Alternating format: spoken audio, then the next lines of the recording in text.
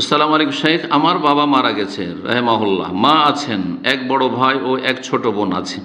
আমার কোনো সন্তান হয়নি, তালাক হয়ে গেছে। তার মানে কোনো বোন প্রশ্ন করেছেন, সন্তান হয়নি, তালাক হয়ে গেছে। আমার যে সম্পদ আছে তা শরিয়া আইনে কিভাবে বন্টন করব? আমি কি সম্পূর্ণ ওসিয়ত করে যেতে পারি? ভাই বোন সম্পদশালী, জাযাকাল্লাহু খাইরান। সম্পূর্ণ ওসিয়ত করা কারোর জন্য জায়েজ নাই।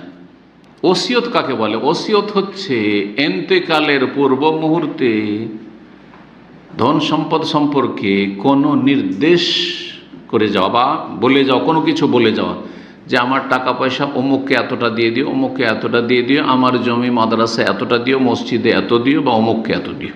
এর নাম হচ্ছে ওসিয়ত, ধন সম্পদের সাথে সম্পৃক্ত। আর সেটা এন্তেকালের সাথে, আমার এন্তেকালের পরে দিও। এন্তেকালের পরে দেওয়ার কথা যদি বলেন তো এর নাম হচ্ছে ওসিয়ত। আর যদি বলেন যে আমার অমুক জমিটা এখন আমি অমুককে দিয়ে দিলাম, মাদ্রাসায় দিয়ে দিলাম, এটা এতটা মসজিদ দিলাম, এতটা মসজিদ দিলাম, আমার ব্যাংকে টাকা আছে 5 লাখ টাকা, 1 লাখ মসজিদে, 1 লাখ মাদ্রাসা, 1 লাখ অমুক গরিবকে, অমুক বিধবাকে, অমুক ইয়াতিমকে, এইরকম করে। তো এটার নাম কি ওসিয়ত? এটার নাম কি? সাদাকা। এটার নাম হচ্ছে সাদাকা। জি, সাদাকা সম্পূর্ণ সম্পদের করা যায়। সুস্থ অবস্থায় কেউ যদি দান খায়রাত করে যে আমার যা আছে সব দান করে দেব, তো জায়েজ। যদি উত্তম হচ্ছে যে আত্মীয় স্বজন, নিকট আত্মীয় যারা ওয়ারিসিন, আপনারা তাদের জন্য কিছু রাখেন।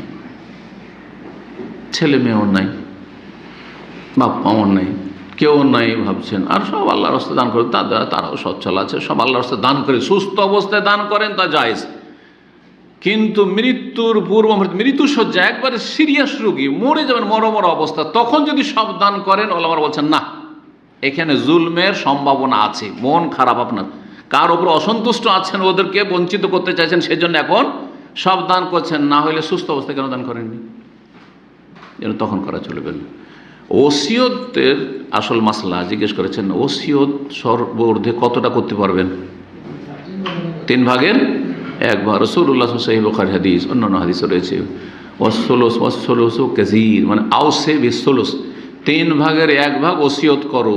আর 3 ভাগের 1 ভাগটাই অনেক বেশি। 3 ভাগের 1 ভাগটা অনেক। সুস্থ অবস্থায় সব কিছু দান করতে পারবেন। কেউ যদি জিজ্ঞাসা করে আপনাকে আমাকে, এর দলিল বা কি? বলি এর দলিল হচ্ছে আবু বকর সিদ্দিক রাদিয়াল্লাহু তাআলা আনহু। অর্ধেক দান করতে পারি আমার আপনার সম্পদের। এর দলিল হচ্ছে উমর রাদিয়াল্লাহু তাআলা আনহু। কি নবী করিম সাল্লাল্লাহু আলাইহি ওয়াসাল্লাম একবার দান খায়রাতের কথা বললেন, জিহাদ ফি সাবিলিল্লাহর জন্য। আবু বকর সিদ্দিক রাদিয়াল্লাহু তাআলা বাড়ি গেলেন, আর বাড়ি যাওয়ার পরে যা ছিল বাড়িতে সব কিছু কুড়িয়ে জমা করে সব নিয়ে এসে রাসূলুল্লাহ সাল্লাল্লাহু আলাইহি ওয়াসাল্লাম খেদমতে পেশ করে দিলেন। জিজ্ঞেস করে রাসূলুল্লাহ সাল্লাল্লাহু আলাইহি ওয়াসাল্লাম, ইয়া আবা বকরিন মা তারাকতা লি আহলিক, আবু বকর তোমার পরিবার, স্ত্রী, ছেলে মেয়ের জন্য কি রেখে আসলে? কি বলেছিলেন? তারাকতু লাহুমুল্লাহ ওয়া রাসূলাহু, তাদের জন্য আল্লাহ এবং তার রাসূলকে রেখে আসলাম সাল্লাল্লাহু আলাইহি ওয়াসাল্লাম। মানে আল্লাহ সন্তুষ্টি রেখে আসলাম এবং রাসূলুল্লাহ সাল্লাল্লাহু আলাইহি সাল্লামের যে হুকুম ফরমান, তার আনুগত্য এবং তার সাহায্য সহযোগিতার জন্য আমি এটা আল্লাহর রাস্তায় আমি সব দান করবো, এটাই রেখে আসলাম। এটাই গুরুত্বপূর্ণ আমার ইবাদত, এটাই রেখে আসলাম। তার একটু পরে ওমর রাদিয়াল্লাহু তাআলা আসছেন। ওমর রাদিয়াল্লাহু বলছেন যে সেই দিন ভাবছিলাম যে আজকে আমার কাছে টাকা পয়সা বেশি আছে আর আবু বকরের কাছে কম আছে, ওর চাইতে আমি আর্থিক দিক থেকে আজকে ভালো আছি, তো আজকে মনে হয় দান খেরাত করে আবু বকরকে ফেল করিয়ে দেবো, মানে আমি আগে বেড়ে যাব। বাড়ি গিয়ে করলেন কি, সব কিছু আধা আধি যা আছে সবগুলি অর্ধেক রাখলেন, অর্ধেক নিলেন, অর্ধেক রাখলেন, অর্ধেক নিলেন, সব কিছু নিয়ে এসে হাজির। শুধু টাকা পয়সা নয়, যা কিছু বাড়িতে ছিল। নবী সাহেব জিজ্ঞেস করলেন যে মা তারাকতা লি আহলিকা, তোমার পরিবারের জন্য কি ছেড়ে আসলে? বলছে কাসামতু মালি নিসফাইন ইয়া রাসূলুল্লাহ, আমার যা ধন সম্পদ বাড়িতে ছিল তা হাফ হাফ করে ভাগ করলাম, আর অর্ধেকটা আমার আহাল পরিবারের জন্য রেখে আসলাম, ছেলে মেয়েদের জন্য, আর অর্ধেকটা আপনার খেদমতে পেশ করলাম।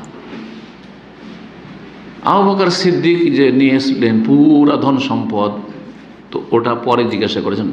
ওমর রাদিয়াল্লাহু তাআলা আনহু যখন দেখলেন যে আরে তা আমি তো ভাবছিলাম যে আমি আগে বেড়ে যাব, আজকেও বাড়তে পারলাম না আবু বকরের চাইতে, তখন আমি নিশ্চিত হয়ে গেলাম যে আর আবু বকরের সাথে কম্পিটিশন করে কখন আগে বাড়তে পারবো না, কখন আগে বাড়তে পারবো। এই ছিল তাদের ঈমান।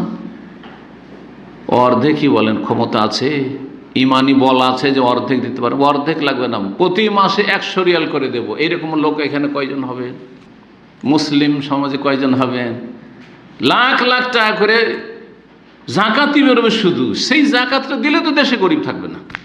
এত বড় বড় ধনী গরিব দেশেও আছে, সৌদি আরবে নয়, বাংলাদেশেও আছে, ভারতেও আছে, যে যদি তারা ঠিকভাবে সচ্ছল লোকেরা জাকাত বের করে তাহলে দেশে একটাও গরিব থাকবে না, একটি অভাবী থাকবে না।